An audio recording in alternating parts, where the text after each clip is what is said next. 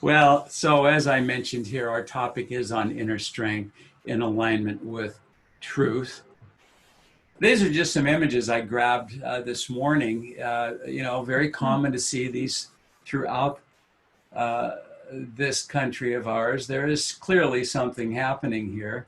Um, it does remind me of the great 60s, when some of us grew up. But some of these images, if you look here, if you're not angry, you're not paying attention. Well, that's a double-edged sword, isn't it? To what degree is anger really useful? We'll talk more about that as we go. Of course, silence is compliance. There are many, my son included, who get out on the street in Los Angeles and join in with these protests with my grandchildren carrying signs with masks on, facial covering. But a lot of anger, a lot of anxiety, a lot of frustration.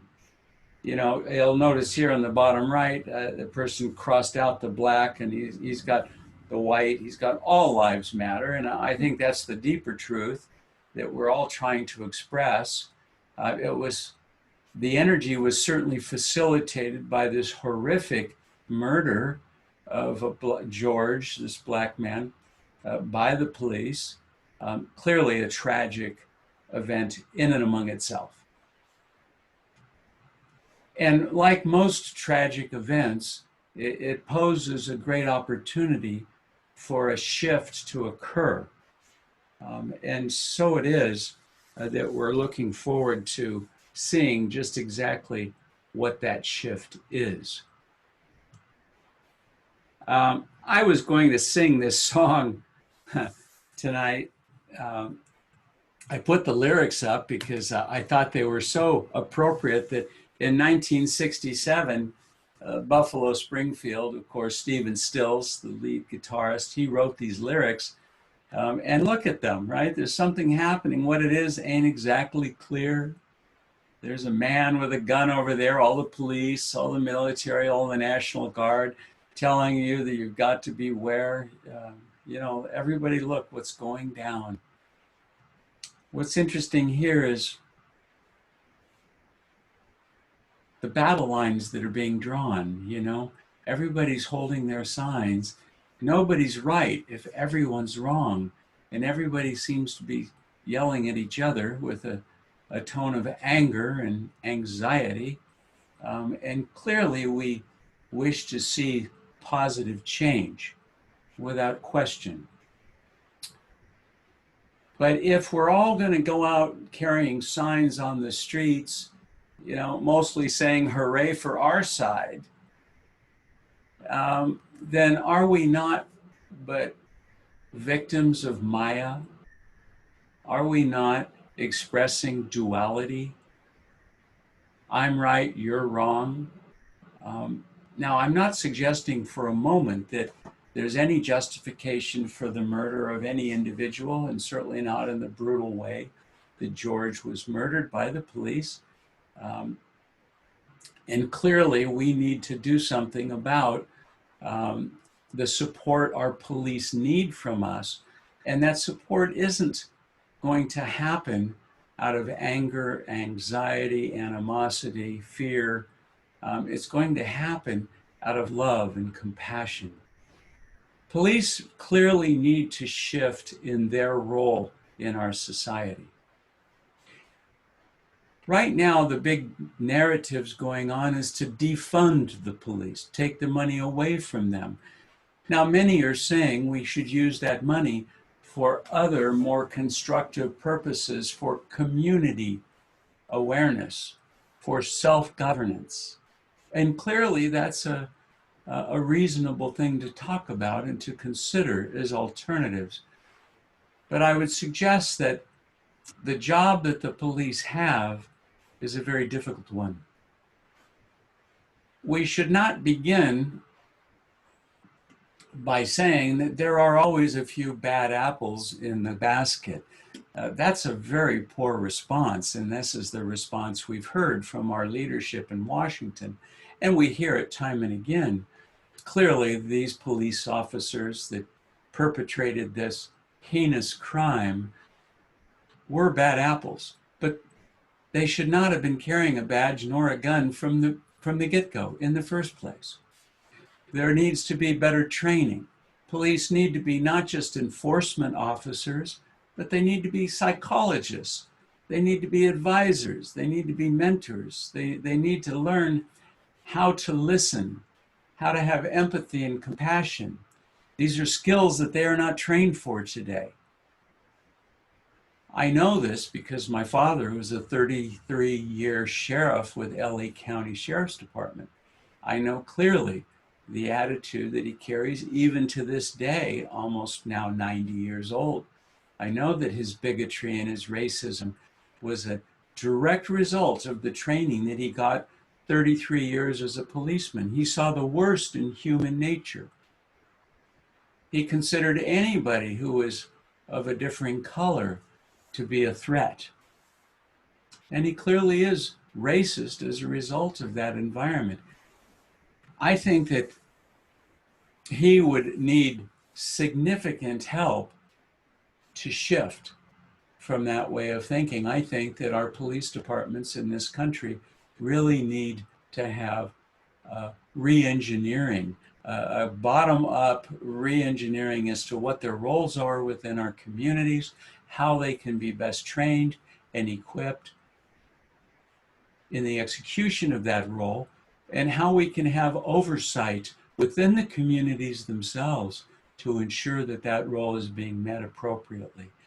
I, for one, don't believe that in the airline industry, a CEO is ever going to say that our pilots, for the most part, are pretty good, but we have a few bad apples. I, for one, would never want to get on an airplane who supported some of their pilots as being bad apples. I would suggest that you would think the way that I do. Well, we here in America, you know, we came from a country that was influenced by the Eastern culture emanating from what is today known as India. The ancient Vedic teachings, which brought us yoga, taught us that all people are created equal, that love is the answer, that all lives matter, that everybody should be welcomed and respected, that women should be in charge of their body. In fact, all of us should be able to dictate the terms of our own bodies. That the people and planet are valued over the profit of a corporate enterprise. And that differences should be celebrated, not feared, and not diminished. All of these things were forged out of the Constitution of the United States of America. And all of these are reflected in our amendments, which have brought the Constitution into a more modern focus. We're able to modify the Constitution by adding amendments to clarify women getting the vote, Black people having equal rights, etc. F. Scott Fitzgerald wrote this letter, and it was entitled "For What It's Worth," which is the same as the song that the great Stephen Stills, the Buffalo Springfield, sang in 1967. It's never too late, he says, or in my case, too early, to be whoever you want to be. There's no time limit. Start whenever you want. You can change or stay the same. There are no rules to this thing. We can make the best or the worst of it. I hope you make the best of it. I hope you see things that startle you. I hope you feel things that you've never felt before. I hope you meet people who have a different point of view. I hope you live a life you're proud of. And if not, I hope you have the courage to start over again. What wonderful sentiments in this letter from F. Scott Fitzgerald. Our Guru Dev which, by the way, this picture came from 1926 in Philadelphia when he was doing a talk there, 94 years ago.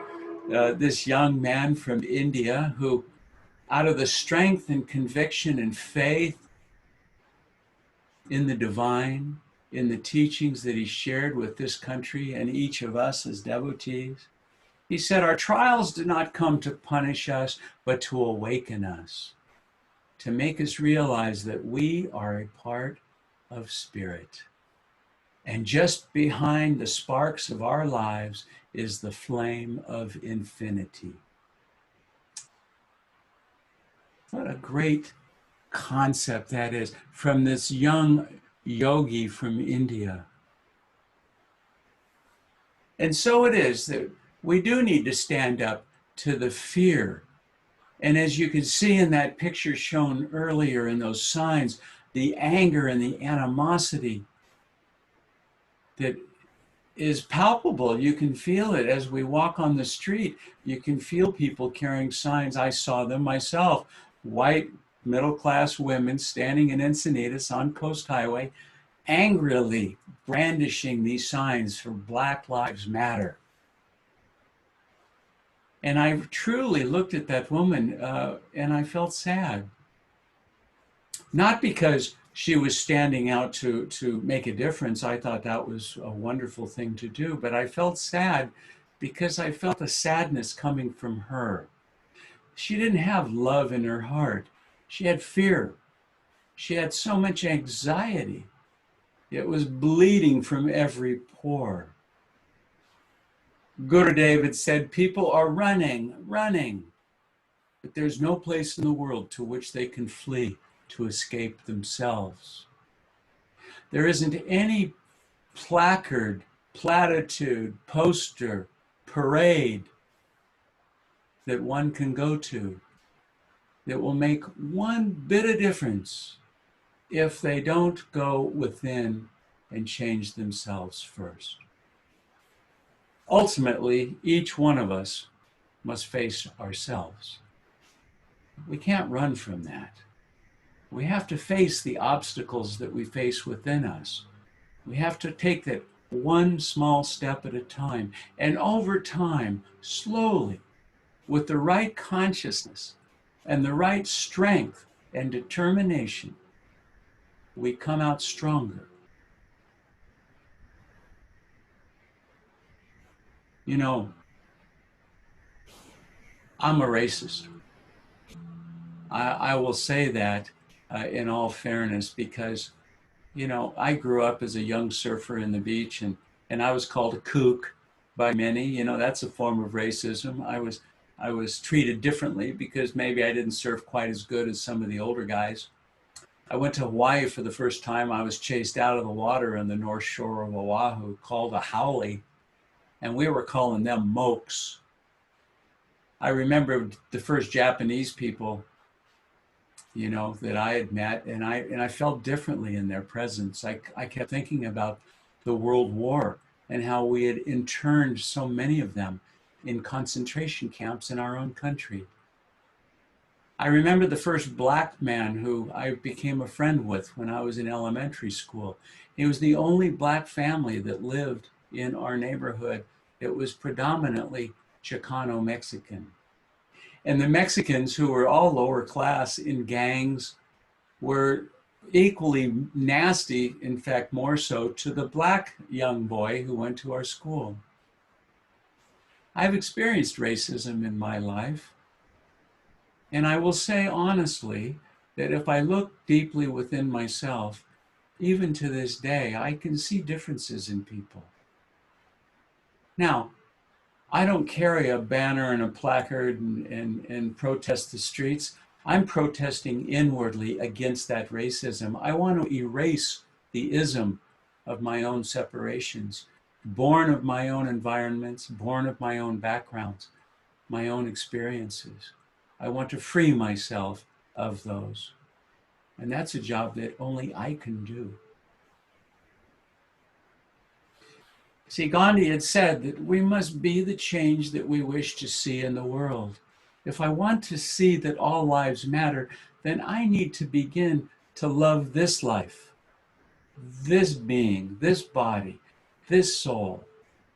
I must practice ahimsa, one of the fundamental precepts of yoga as taught by Patanjali.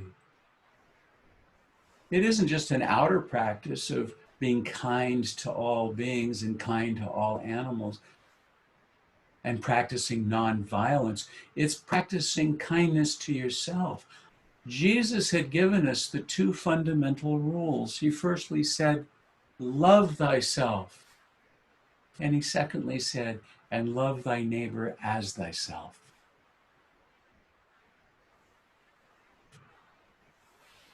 It requires a significant amount of strength to do that, though, doesn't it? Living for God can often be quite challenging, quite frankly. I remember the first time that I came down here to Encinitas, in this rhythm, 12 years ago, as I had purchased this property, and I brought down some statues that I put out on the front yard. And the neighbor here, I'll call him John, he was a Baptist, a very born-again Christian type person. Jesus is the only Son of God, he would tell me. I don't know who you are or what are all of these images here. Here I've got an elephant-headed boy, Ganesh. I've got a Hanuman, a monkey. I've got a Jesus holding the sheep, the shepherd. I've got a Joseph and Mary. I had a Buddha. Boy, was John having trouble with all of that. And I had trouble getting along with my new neighbor because of that. I wanted to love God in the broadest sense. And so it was that I was able to, over time, utilize the differences that we had, not to change him, but to change myself. And not to change myself by giving up my own beliefs, but actually by going deeper into those beliefs and understanding them even more than I did before. And I had him to thank for that. I learned that to claim my birthright, as you must claim your own, we must first rid ourselves the delusions that we carry that are our own limitations. To go outside ourselves and try to reform everyone else is going to be meaningless and useless. I know Swami Kriyananda, a dear friend of mine, who wrote so many wonderful songs. He wrote one called If You're Seeking Freedom. And the first verse was one of my favorite. He says, if you're seeking freedom in a revolution, oh, if you're seeking freedom, you won't find it there. 'Cause once the guns stop blazing, you'll find it amazing how the world can drag on just as before. And so it is, isn't it?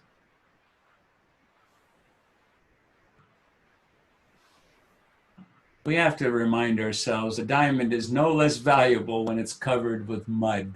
We are saints having a human experience. God sees that changeless beauty within each of our souls. He knows that we are not the mistakes that we are expressing outwardly. And as the example given by the great Gurudev Yogananda, by the great saints and sages of all religions, they showed us how to express compassion and kindness to all people, regardless of their color, regardless of their political affiliation, their economic status, their philosophical beliefs.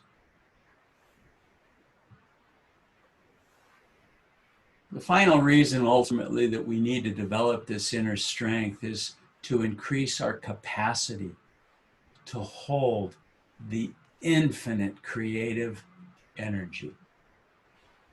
You know, we are waves on the infinite ocean of life.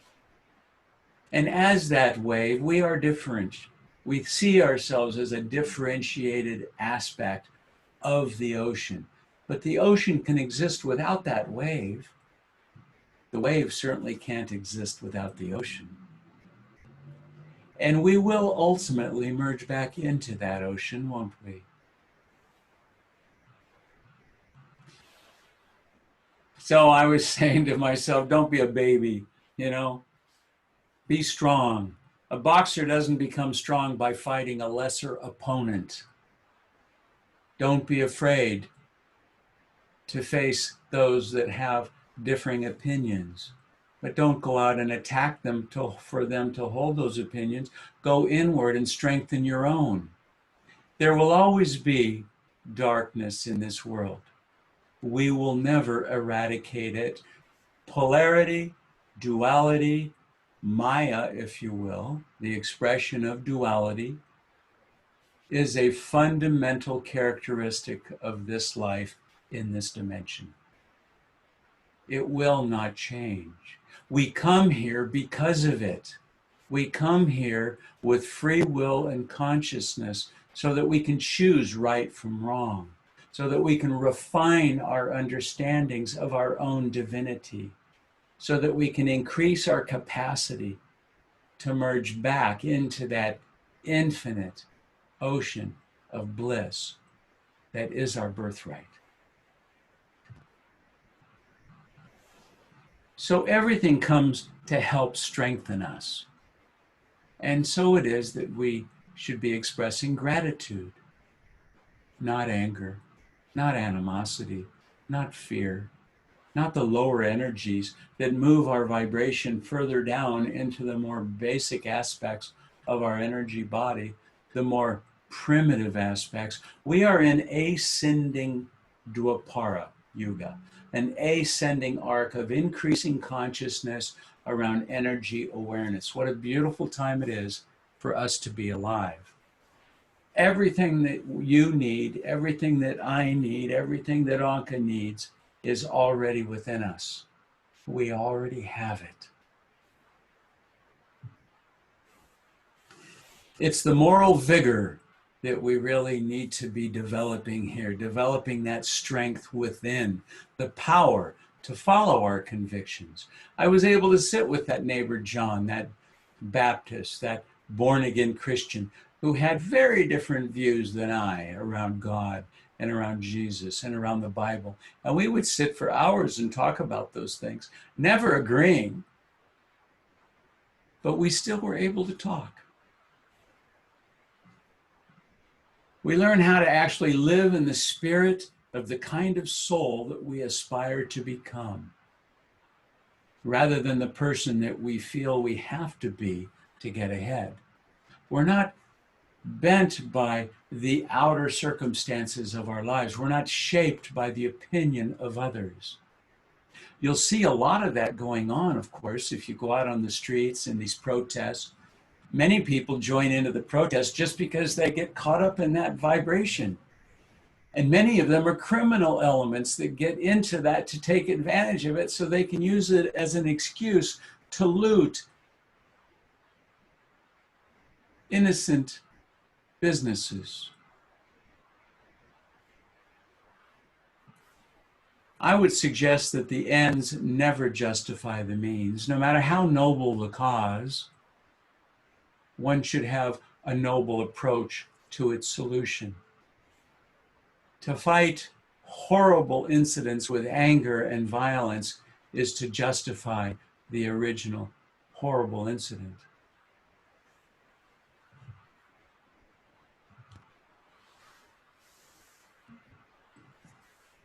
Swami Kriyananda had taught me and many of us so many different things, but the biggest one, of course, was what Swamiji, his guru, my guru, Dev Yogananda, had said, that meditation allows us to live from the center of our being and less on the periphery of outer things. It's through meditation that we develop the inner strength. It's through meditation that we're able to find the stillness required to then come from that seat of highest awareness in the physical body and engage into the world from this place, not from the lower place where many people believe the strength of the solar plexus, the anger of indigestion, the lower chakra, the second chakra, the chakra of change. It can be a very positive force. It's a creative element, the reproductive element. But its negative aspects are not so creative, nor are they productive. What they produce is more of what they were hoping to eliminate. See, it's our conscience, that when focused inward becomes our consciousness. The inward focus through introspection, as one becomes tuned to one's conscience, becomes an increasing basis of consciousness. And from that consciousness, we're able to then engage into the outer world in a far more productive, enlightened way.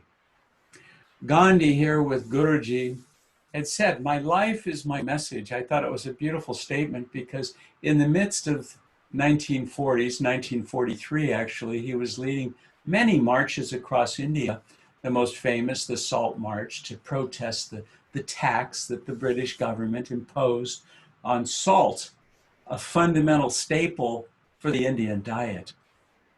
And it was available freely along the shorelines of India, and people would go to the coast, and on the low tide, the salt water would crystallize to salts, and they would collect the salt. And it was an important part of their diets. And all of a sudden now they had to pay a tax to the government to sustain their families, their children, their own lives on something that was free and available to them prior. And so there was a big protest for that. Gandhi marched 72 miles on foot as an elderly man, very frail.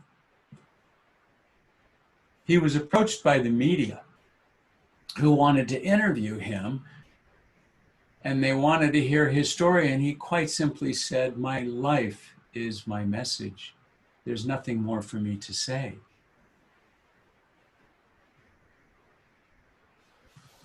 He had asked us to focus on our motives and our intentions. He pointed out that violence is equated with hatred, a very basic lower chakra energy vibration, very low resonance. He said nonviolence is focused in the higher chakras of love. He went beyond the normal philosophies to focus on a more broader context, realizing that violence had to do far more than just physical. You know, one of the things that I read that Gandhi had written, he said, don't kill your own enthusiasm. He was talking about ahimsa and nonviolence. He said, focus kindness and love within. Love your enthusiasm. Love your creativity. Love even your weaknesses, knowing that they are what's going to help move you beyond them. He said, there's economic violence, cultural violence, psychological violence, linguistic violence, so many types of violence. He saw things in their brightest and broadest context. He realized that if he was accumulating power and wealth while his neighbor was in great need and he did nothing to help alleviate it, then he was contributing and complicit to the violence of the status quo. So I get the value of the protesters out there. I'm in complete agreement that we shouldn't be complacent and sit back and say that it's okay. I'm happy to see my son and grandchildren engaged with 2,000 people on the streets over the weekend and making the point that we need to change this. This is not right. But they were doing it from a place of love. They were doing it from a place of Christ consciousness, not from anger and yelling.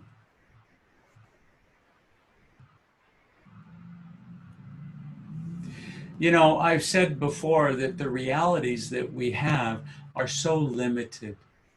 We rely on our 5 sense instruments: taste, touch, smell, sight, hearing, All of these instruments give us what we believe is reality. And yet they are so limited themselves, aren't they? This illustrates the incompleteness of those instruments to paint for us any real depth of reality.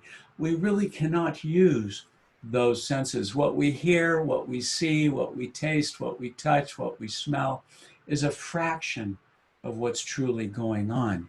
This is one of my favorite quotes from Nikola Tesla, because the more I think about how we continue to fabricate reality in our societies through science, through religion, through business, through every ism that you can imagine, every institution relies on the measurements born of sense perception. He said the day science begins to study non-physical phenomena, subtle energy forms, he says it will make more progress in 1 decade than in all the previous centuries of its existence. How profound is that? So what are we going to do?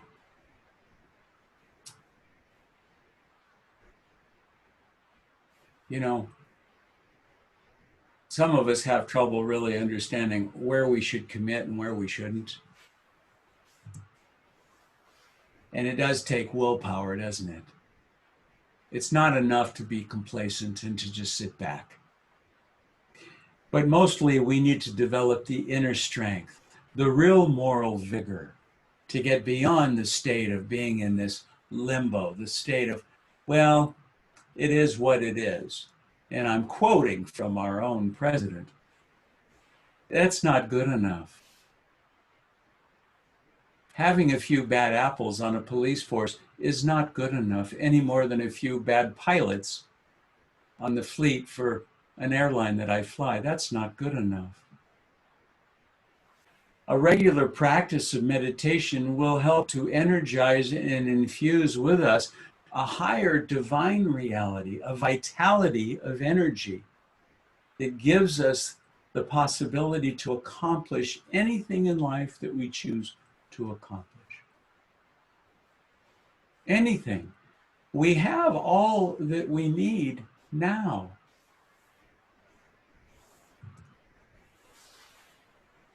Our Param Guru, Paramhansa Yogananda's Guruji, Swami Sri Yukteswar, had said, human life is beset with sorrow until we know how to tune with the divine will, whose right course is baffling to the egoistic intelligence. God alone gives unerring counsel. Who but he bears the burden of the cosmos? How true is that? How can we imagine our ability to understand reality from the limited sense perceptions we have to work with, from the limited inputs that we have, mostly born of media, the internet, people's behavior, our environment, our minds, our thoughts?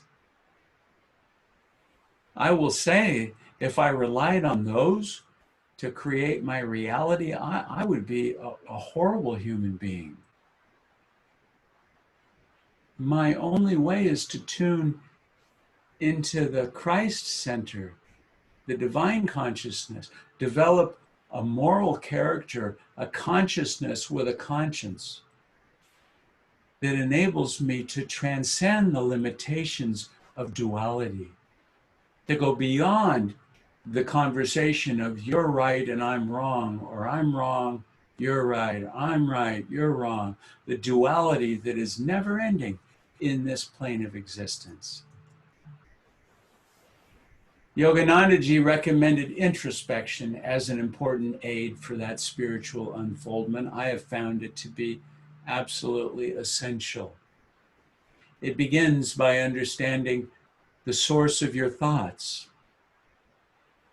Upon what throne of consciousness is my ego currently seated? Who am I? Why am I having that thought? Where did that come from? Who do I choose to be? What would Buddha have done? What would Yogananda have said? I use the great saints and sages of all religions as my mentors and guides. Of course, I rely on my guru. When I have a difficult time, when I'm trying to even solve a problem, I always lean on my guru to give me the solution.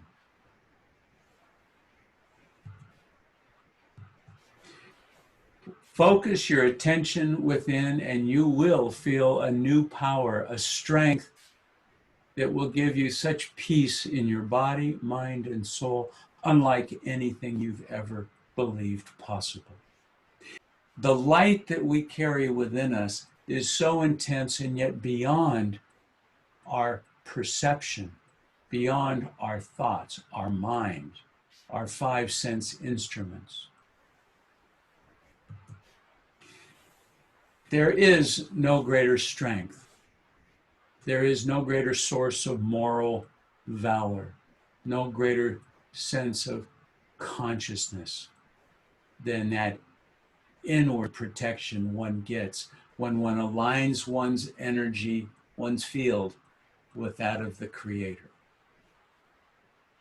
And it's true, as we meditate tonight, won't you begin to feel that peace, that deep, weightless experience that's cleansing the mind of anxieties and bestowing that heavenly relief that we all seek?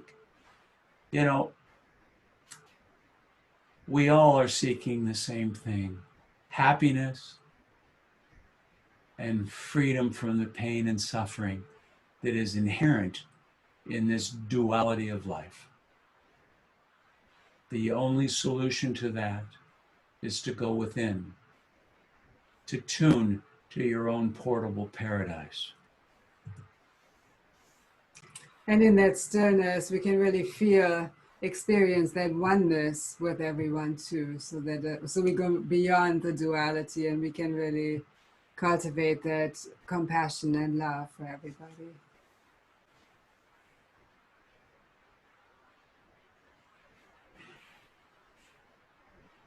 Anka and I practice these teachings each and every day. These are not platitudes. These are not intellectual, thoughts to sort of dwell on.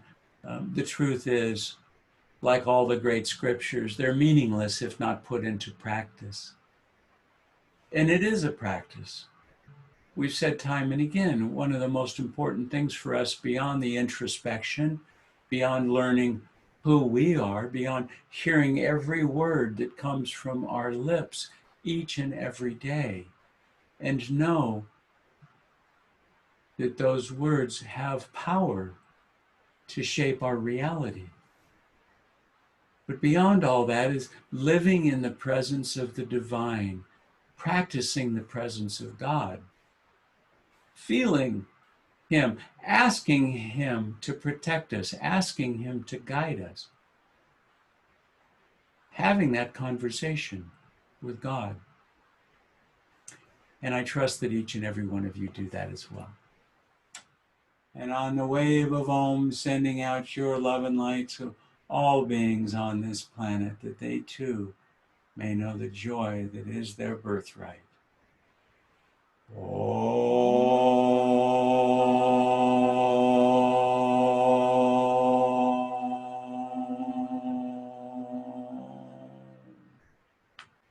Join me in our closing prayer.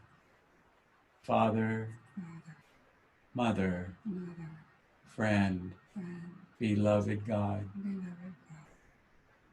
Lord Jesus Christ, Bhagavan Krishna, Mahavatar Babaji, Lahiri Mahashaya, Swami Sri Yukteswar, Paramhansa Yogananda, saints and sages of East and West, humbly we bow at your feet. Divine Mother, give us your strength, that within our conscience we may develop an ever more perfect consciousness and ever more perfect consciousness. awake in thee, Awaken me, for thou and I for thou and I are never apart. are never apart. And may your love May your love shine forever shine forever on the sanctuary of our devotion. on the sanctuary of our devotion. And may we be able May we be able to awaken that love to awaken that love in hearts everywhere. in hearts everywhere. Om Shanti Shanti Shanti.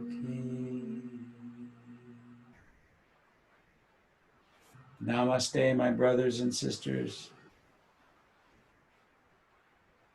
Thank you so much for joining us today. Yes, thank you for being here. Thank you for being who you are, great souls.